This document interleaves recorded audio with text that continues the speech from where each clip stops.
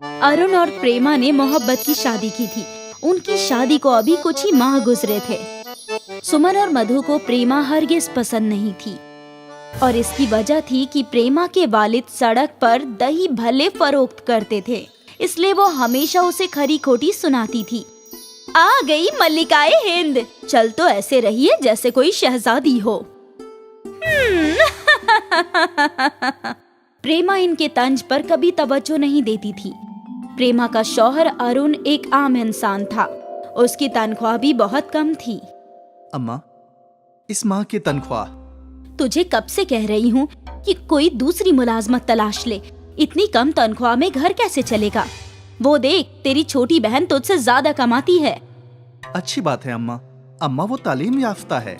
तू भी तालीम हासिल कर सकता था। कम से कम अगर शादी भी मेरी मर्जी से की होती तो आज हमारा घर दौलत से भरा होता। अम्मा, अभी भी भर सकता है अगर भाईजान काम छोड़कर सड़क पे दही भल्ले फरोख्त करे। तू बीच में ना बोल। मुझे क्या करना है मैं देख लूंगा।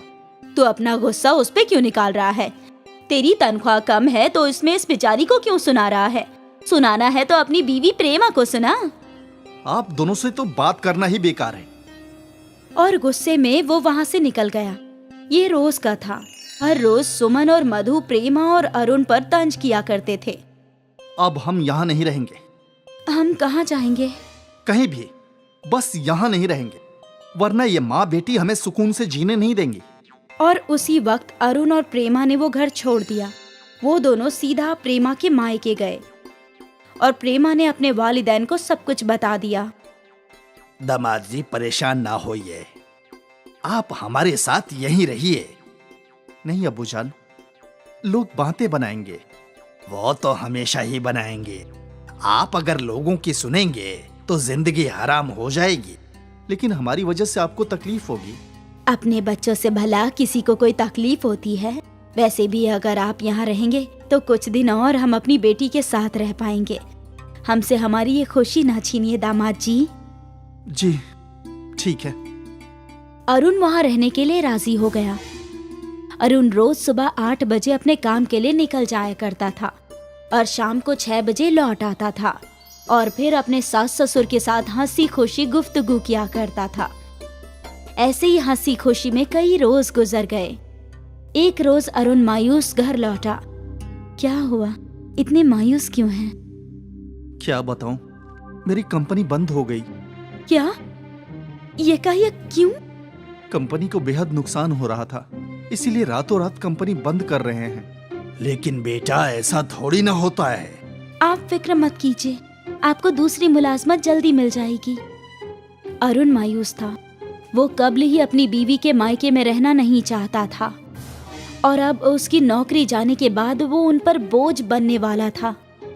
अगली सुबह अरुण दूसरी मुलाजमत तलाशने के लिए चला गया। वो कई दुकानों पर गया, लेकिन उसे कोई मुलाजमत नहीं मिली। इसलिए वो बाजार की दुकानों में मुलाजमत तलाशने लगा। मुलाजमत तो है, लेकिन तालीम याफ्ता के लिए नहीं। हमें तो मजदूर चाहिए। वो भी कर लूंगा। ठीक है, तो कल से आ जाओ। सुबह 10 बजे तनख्वाह 5000 होगी तुम्हारी। अरुण राजी हो गया। कुछ न होने से कुछ होना बेहतर है, इसलिए शाम को वो घर लौटा और अपने सास ससुर को ये सारी बातें बता दी। बुरा न मानो तो एक बात कहूँ बेटा। जी अब्बूजान। तुम मजदूरी करो, इससे तो बेहतर है कि तुम हमारे साथ दही भल्ले फरोख्त करो। अब्बूजान, लेकिन कैसे? बेटा, ये हमारा घर का कारोबार है। तुम्हें भले ही कुछ ना आता हो, लेकिन प्रेमा को तो आता है। वो बहुत ही लाजवाब दही भल्ले बनाती है। अगर तुम्हें ये काम छोटा नहीं लगता हो तो ये कर सकते हो, और हमें उम्मीद है कि इस काम में तुम्हें जल्दी कामयाबी हासिल होगी।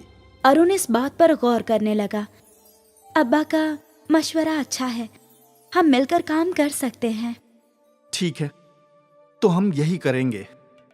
अरुण राजी हो गया, क्योंकि भले ही ये एक छोटा काम हो, उसके अपने उसके साथ थे। अगले रोज सुबह सुबह प्रेमा और उसकी अम्मा ने दही भल्ले बनाए और फिर अरुण और विजेंद्र साथ में दही भल्ले फरोख्त करने चला गया। दही भल्ले, दही भल्ले। खट्टे मीठे जायकेदार दही भल्ले। अरुण की आवाज सुनकर कुछ खरीदार उनके ठेले पर आए। एक प्लेट देना, तीखा ज्यादा रखना। जी। अरुण ने दही भल्लों को प्लेट में लगाया, उस पर दही और चटनियां डालकर खरीदार को दे दिया। वाह वाह, ये तो बहुत लजीज है। और फिर कुछ और ग्राहकों ने दही भल्ले खाए। सबको जायका पसंद आया। अरुण और विजेंद्र ने आज 500 रुपए कमाए। ये देखकर अरुण बेहद खुश था। फिर क्या था, अरुण और विजेंद्र जी रोज अपना दही भल्ले का ठेला लगाते और खरीदार बड़े मजे से उनके दही भल्ले खाने लगते। एक ही माह में उन दोनों ने अच्छे खासे पैसे कमा लिए थे। ये देखो प्रेमा, इतने सारे पैसे, ये तो मेरे पूरे माह की तनख्वाह से कई गुना ज्यादा है। अच्छा है। मैं नहीं कहता था कि हम सब एक साथ काम करेंगे तो हमारी बरकत ही होगी। जी अबू। अरुण और विजेंद्र जी एक साथ और ज्यादा मेहनत करके दही भल्ले फरोख्त कर पैसे कमाने लगे। एक ही साल में अरुण ने अपना घर खरीद लिया और उसने विजेंद्र जी के साथ मिलकर बाजार में एक दुकान भी खरीद ली। अब वो दोनों अपनी खुद की दुकान में दही भल्ले फरोख्त किया करते थे और उन्होंने कुछ और लोगों को भी काम पर रख लिया।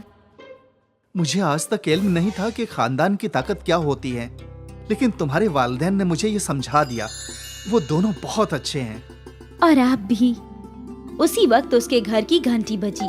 प्रेमा ने दरवाजा खोला तो दरवाजे पे उसकी सास और ननद थी। आइए आइए अम्मा, अंदर आइए। प्रेमा की सास और ननद घर के अंदर दाखिल हुए। बेटा, हमें माफ कर दो मेरी बहू, हमसे बहुत बड़ी गलती हो गई। हमने तुम लोगों के साथ बहुत गलत किया, हमें माफ कर दो। गिरगिट से भी तेज रंग बदलती हैं आप दोनों। आज जब हम दोनों के पास पैसे आ गए तो आप लोग हमसे माफी मांग रहे हैं। अब मुझे आप दोनों की जरूरत नहीं है। मेरे बुरे वक्त में आपने मेरा साथ नहीं दिया और अब मेरे अच्छे वक्त में आप मेरे पास दौड़ी चली आई। अरुण ने अपनी वालिदा और बहन को बहुत खरी खोटी सुनाई और वो लोग शर्मिंदा होकर वहां से चले गए। अरुण सही था। एक वक्त था जब प्रेमा और अरुण लाचार थे। अब उनके दही भल्ले के कारोबार ने उनके हालात बदल दिए हैं। उनकी मेहनत रंग लाई थी। अरुण और प्रेमा का बुरा वक्त गुजर चुका था। जयंतीलाल एक कारोबारी था जिसके शहर में कई दुकानें थी। हर दुकान का उसे किराया आया करता था। अरे भवानी, मैं सोच रहा हूँ अपनी नुक्कड़ वाली दुकान में कुछ खाने का कारोबार डालूं। वैसे ख्याल तो अच्छा है। किसी को तलाशना होगा जो नाश्ते की कोई चीज बेहतरीन बनाता हो। मैं एक खातून को जानती हूँ, वो बेवा है, लेकिन उसके जैसी दही कचौरी कोई नहीं बना सकता। एकदम लजीज, खाते ही खरीदारों का हुजूम लग जाएगा। हमारी दुकान में दही कचौरी बनाएगी? वो मेरे गांव की है। उसका एक बेटा भी है। उसे यहाँ रहने के लिए जगह देनी होगी, फिर वो जरूर हमारे साथ काम करेगी। ठीक है, तुम उससे कह दो हम मुनाफा आधा आधा बांट लेंगे, फिर देखते हैं। ठीक है। अगले ही रोज भवानी सीता से मुलाकात करने अपने गांव गई। अरे आप तशरीफ लाइए। कैसी है तू? मैं तो अच्छी हूँ, आप फरमाइए। तेरे लायक एक काम था। हाँ हाँ कहिए ना। तेरी दही कचौरी पूरे गांव में मशहूर है। मैं चाहती हूँ कि शहर में भी तू अपनी दुकान में दही कचौरी बनाकर फरोख्त कर। जो भी मुनाफा होगा हम दोनों बांट लेंगे। अच्छा है बाजी, मुझे मंजूर है, लेकिन मैं शहर में रहूंगी कहाँ? मैंने उसका भी इंतजाम कर दिया है। तू अपने बेटे के साथ बस शहर चल। अब ठीक है। सीता ने अपने जरूरियात के सारी चीजें बांध ली और भवानी के साथ शहर के लिए रवाना हो गई। यहाँ भवानी ने सीता को एक कमरा दे दिया। सीता और उसका बेटा उस कमरे में रहने लगे। दुकान में दही कचौरी बनाने का और फरोख्त करने का सारा इंतजाम हो गया।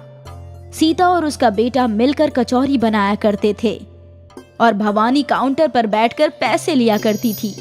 एक खरीदार ने दही कचौरी खरीदी और उसे चखी। आपके दुकान की दही कचौरी तो बहुत ही लजीज है। हाँ हाँ, मुझे इल्म है। सीता के दही कचौरी का जायका कई खरीदारों को पसंद आया। एक हफ्ते बाद भवानी मुनाफे का हिसाब किताब किया और सीता को मुनाफे में से आधे पैसे दे दिए। शुक्रिया बाजी। ठीक है। और आधा मुनाफा लेकर भवानी अपने घर आई। ये लीजिए इस हफ्ते का मुनाफा। वाह, इतने सारे पैसे! खरीदारों को सीता की बनाई दही कचौरी बेहद पसंद आई। अच्छा है। सीता और उसका बेटा श्याम दोनों मिलकर दही कचौरी बनाकर फरोख्त किया करते थे और भवानी काउंटर पर बैठकर पैसे लिया करती थी। हर हफ्ते भवानी आधा मुनाफा सीता को दे दिया करती थी। कुछ माह तक ये सिलसिला ऐसे ही चलता रहा। एक रोज जयंती लाल के जहन में एक ख्याल आया।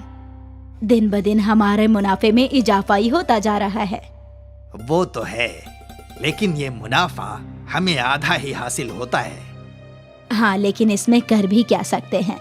सीता के हाथ में हुनर है, इसीलिए तो हमारी दही कचौरी इतनी फरोख्त हो रही है। तो क्यों ना हम सीता को मुनाफे के बजाय रोज के पैसे दें? इससे हमारे मुनाफे में इजाफा हो जाएगा। वो भी है, मैं आज ही उससे बात करती हूँ। भवानी सीता से बात करने गई। क्या हुआ बाजी, आप यहाँ? सीता, आजकल महंगाई बढ़ गई है, तुम्हें तो इल्म है। ऊपर से वो दुकान भी मेरी है, तो आधा मुनाफा मुझे जम नहीं रहा। ऐसा करते हैं, मैं तुझे रोज के पैसे दे दिया करूंगी, रोज के 300 रुपए। बाजी, लेकिन हमारी बात तो आधे मुनाफे की हुई थी ना, अब आप मुकर क्यों रही हैं? मालूम होता है तेरे दिल में लालच आ गया है। लालच मेरे दिल में नहीं, आप में आया है बाजी। अब जब आपकी दही कचौरी ज़्यादा फरोख्त होने लगी है, तो ज्यादा पैसों की लालच में आप मुझे कम पैसे देने की तरकीब लगा रही हैं। अब तुम मुझसे जबान लड़ाएगी। मेरी ही गलती है कि मैं तुझे गरीब समझकर यहाँ ले आई, रहने को घर दिया, काम दिया। अब इसमें गलत क्या है बाजी? मैं तो बस अपने हक की बात कर रही हूँ। दिन भर मैं और मेरा बेटा दुकान में काम करते हैं, आधा मुनाफा तो हमारा हक बनता है ना। अभी के अभी निकल यहाँ से, मैं किसी और को काम पर रख लूंगी। सीता और श्याम उसी वक्त वहाँ से चले गए। चलते चलते वो दोनों एक पार्क में पहुँचे। सीता पार्क के बेंच पर बैठ गई। अब हम दोनों को गांव लौटना होगा। अम्मी, क्यों ना हम अपना दही कचौरी का ठेला लगा ले? थोड़े पैसे तो हमारे पास है ही। वो तो है, लेकिन हम रहने का इंतजाम कैसे करेंगे? देखते हैं अम्मा। सीता और श्याम को एक झोपड़ी किराए पर मिल गई और फिर बचे हुए पैसों से उन लोगों ने एक हाथ गाड़ी खरीद ली और इस हाथ गाड़ी पर दही कचौरी बनाकर फरोख्त करना शुरू किया। एक दही कचौरी देना बहन। अभी देती हूँ। सीता के ठेले पर खरीदार आने लगे और उसके दही कचौरी के जायके की तारीफ भी करने लगे। बाजी, आपकी दही कचौरी बेहद लजीज है। शुक्रिया, मैं तो रोज आऊंगी खाने। जी बिल्कुल, आइए। पहले ही दिन उनकी अच्छी कमाई हुई थी।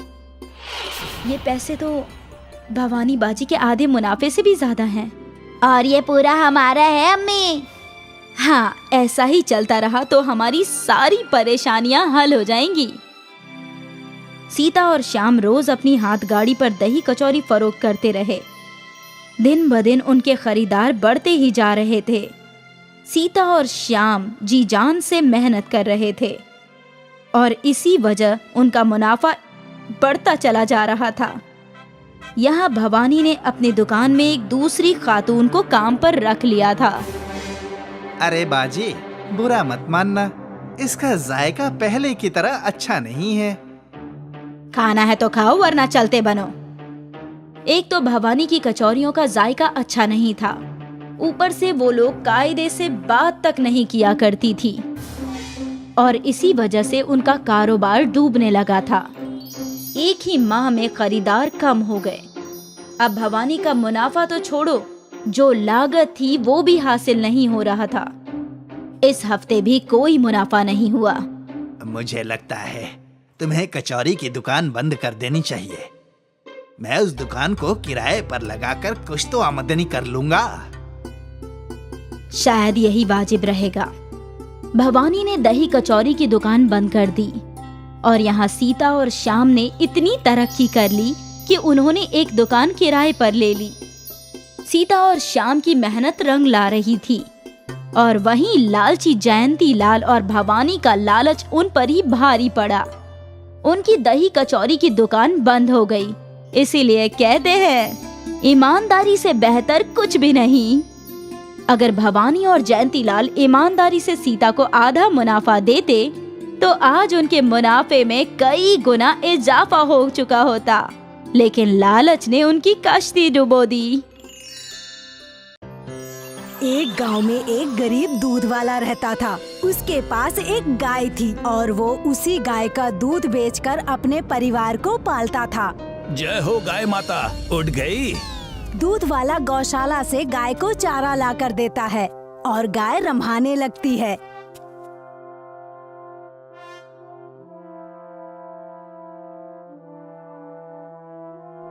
लो गाय माता, जल्दी से नाश्ता कर लो, फिर मैं दूध दूहने आऊंगा। दूध वाला गाय को चारा देकर यहाँ से घर चला जाता है और गाय चारा खाने लगती है। कुछ वक्त बाद दूध वाला एक छोटी सी बाल्टी लेकर दूध दूहने के लिए गाय के पास आता है। अब गाय ने चारा खा लिया है और दूध वाला दूध दूहने लगता है। दूध दूहने के बाद दूध को एक बर्तन में डाल देता है। अरे सुनती हो जाने मन? जी कहिए। मैं दूध बेचने के लिए बाजार जा रहा हूँ, तब तक नाश्ता बना देना। ठीक है, आप बाजार होकर आइए, तब तक मैं नाश्ता तैयार करती हूँ। ताजा ताजा दूध ले लो, गाय का ताजा दूध ले लो। दूध वाला, दूध वाला। अरे भाई, कितने रुपये लीटर है दूध? 50 का 1 लीटर है साहब, लेकिन डेयरी वाले तो 40 रुपया देते हैं।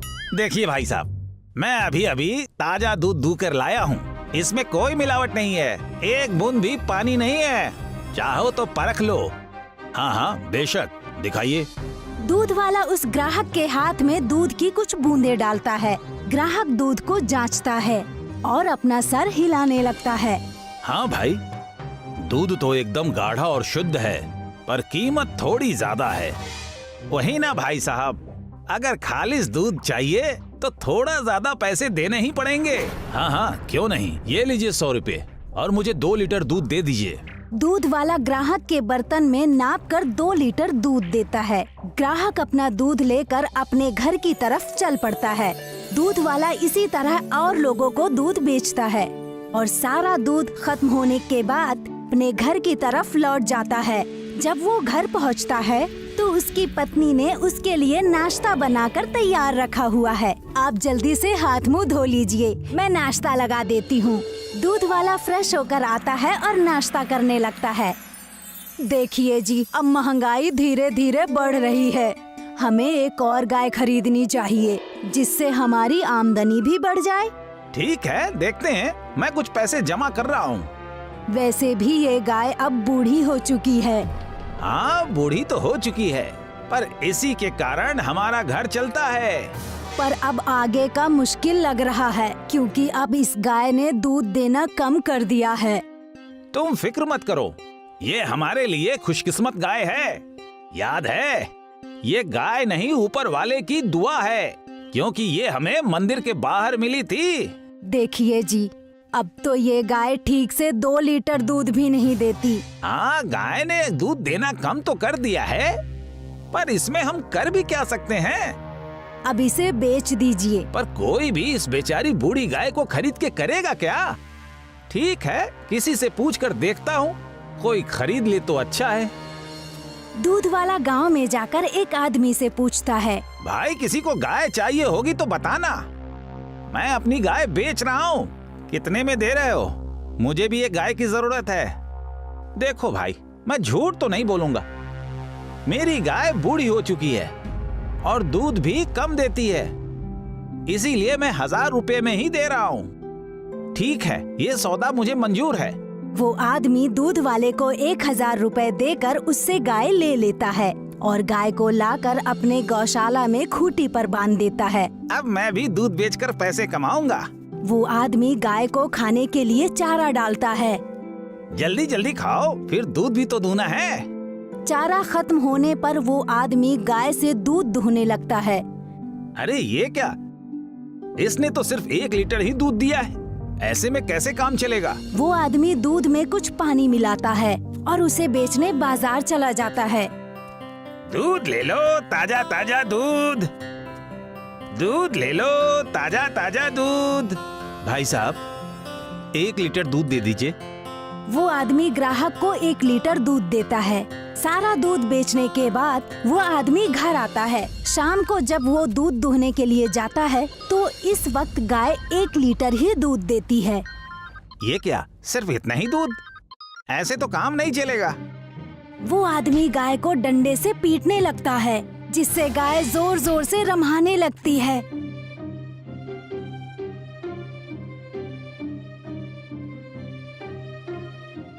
गाय के रम्हाने की आवाज सुनकर दूध वाला जो कि पास से गुजर रहा था वो वहाँ आता है और देखता है कि वो आदमी गाय को पीट रहा है। अरे भाई ये क्या कर रहे हो? गौ माता पर इतना जुल्म करना ठीक नहीं। अरे ये गाय मेरी है, मैंने 1000 रुपया देकर तुमसे खरीदा है। अगर दूध नहीं देगी तो डंडे तो खाएगी ना। ये ठीक नहीं है भाई, मैं ये सब होते हुए देख नहीं सकता। ये लो अपने 1000 रुपए और मेरी गाय वापस दो। दूध वाला उस आदमी को उसके पैसे देकर अपनी गाय वापस ले लेता है। देखो जाने मन, उस आदमी ने बेचारी गाय को मार मार कर क्या हाल कर दिया है। पता नहीं कैसे कैसे लोग रहते हैं दुनिया में। अब कुछ भी हो जाए जी, इसे नहीं बेचेंगे। हाँ, इस गाय ने बुरे वक्त पे हमारा साथ दिया है और अब जब ये बूढ़ी हो गई है तो हम इसे किसी के हाथों में सौंप नहीं सकते। दूध वाला गाय को चारा देता है और वो दूध दोहना शुरू करता है। रात को जब वो दूध हांडी में रखता है और अगले दिन देखता है कि दूध सोने की जम गई होती है। ये देखकर दूध वाला बेहद खुश हो जाता है। अरे देखती हो, ये तो सोने की दही है। हाँ, ये तो गौ माता की दुआ है। दूध वाला उस हांडी को लेकर सुनार के पास जाता है। ये कितने की बिकेगी? मैं इसके 5000 दे सकता हूँ। आप दही रख लीजिए, मगर मुझे हांडी वापस चाहिए। सुनार सोने की दही ले लेता है और हांडी और 5000 रुपए दूध वाले को दे देता है। अब दूध वाला जब भी गाय से दूध दुहता है तो उसे हांडी में रखता है और अगले ही दिन उसमें सोने की दही जम जाती है, जिसे बेचकर दूध वाला अमीर बन जाता है और बहुत सारी गाय खरीद लेता है।